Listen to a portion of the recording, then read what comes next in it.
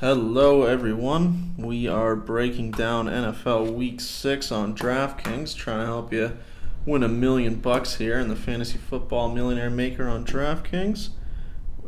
We have some funky plays here, more conventional ones, some not so conventional ones. We're going to start off with the crazier one that most people are going to think that's on my radar for this week.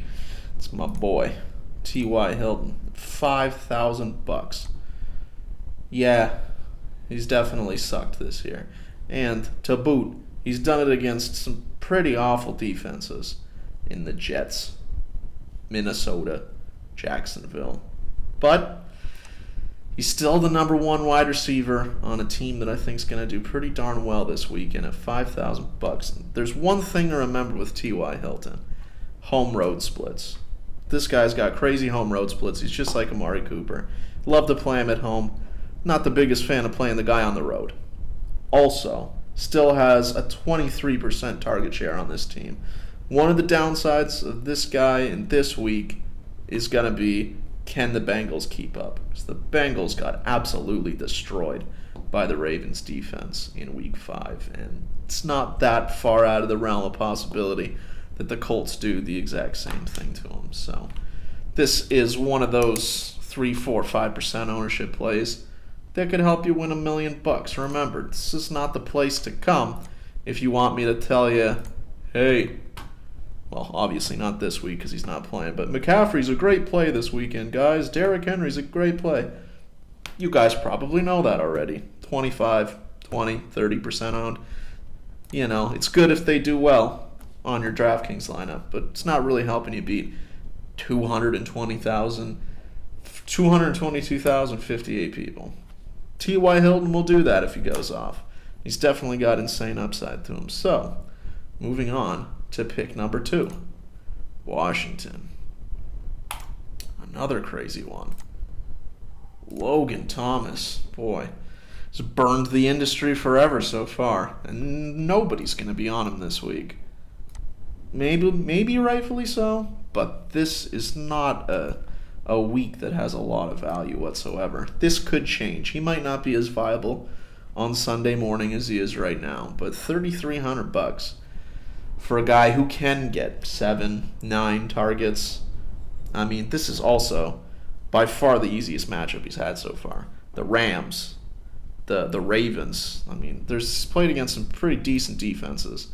And this is one of the few times the Washington footballs are going to have any chance of scoring any points on anyone.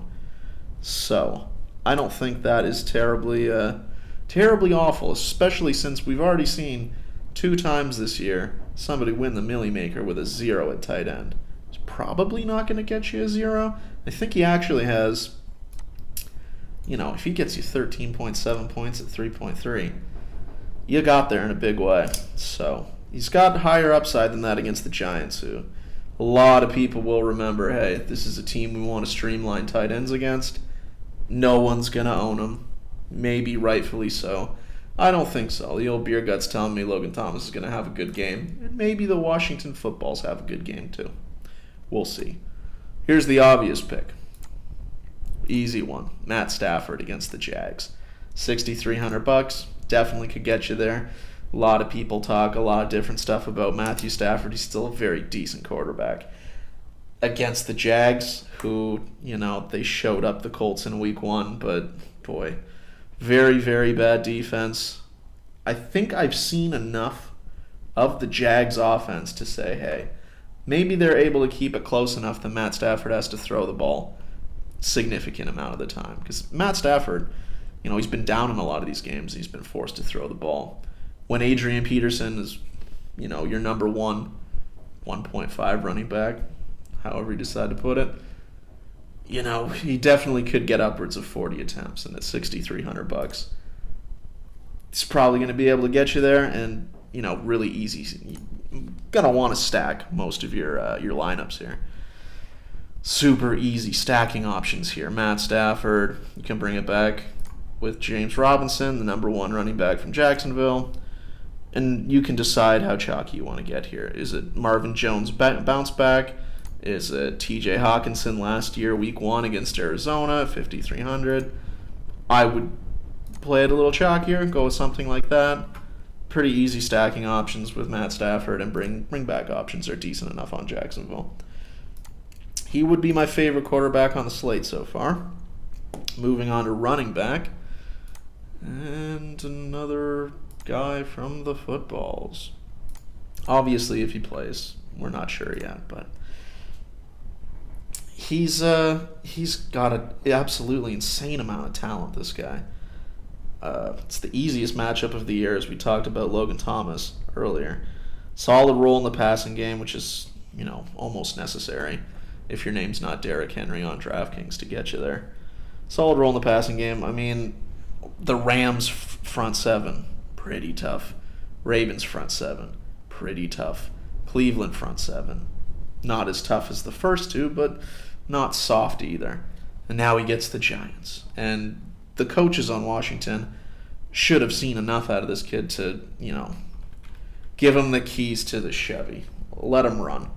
This is also, like I said earlier, one of the few times that the footballs could be up in a game, meaning Antonio Gibson could get more rushing attempts. That would not surprise me if he gets somewhere close to 20 total touches, which at 5,500, and his efficiency should be up against the Giants, probably gets you over the line. Antonio Gibson, like it quite a bit. And back to a little bit more possible chalk. Don't have a good read on this, but Davante Adams, Tampa Bay, pretty darn good against the running back. Outside of Aaron Jones's ability to catch the ball, which we saw against the Lions before, I'm not entirely convinced he's going to have a massive game. He'd probably be one of my fades of the week, because Tampa Bay has this ability to just hold down running backs like crazy. This is probably going to be a competitive game with the spread where it's at, reasonable enough total. Davante Adams has just ridiculous upside. 15 targets, 18 targets. We've seen it all out of the guy. At 8,000, pretty expensive, but not that expensive.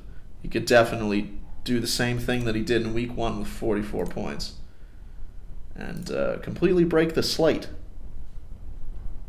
So that is, Aaron Rodgers probably throws it up to 40 times in this game too. What is Davante Adams, percent of targets on this team when he's healthy? 45? It's pretty nuts.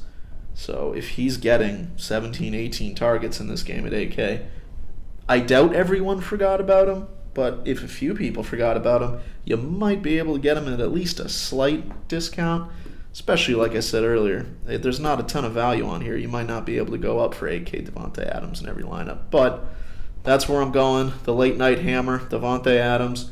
That's it for us today. OnTheHousePicks.com. You can follow us on Twitter, Instagram. Subscribe to the channel. We'll have a UFC video out for you tomorrow. And thanks for watching. Appreciated.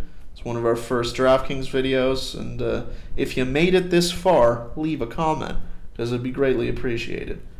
Have a good one, and good luck.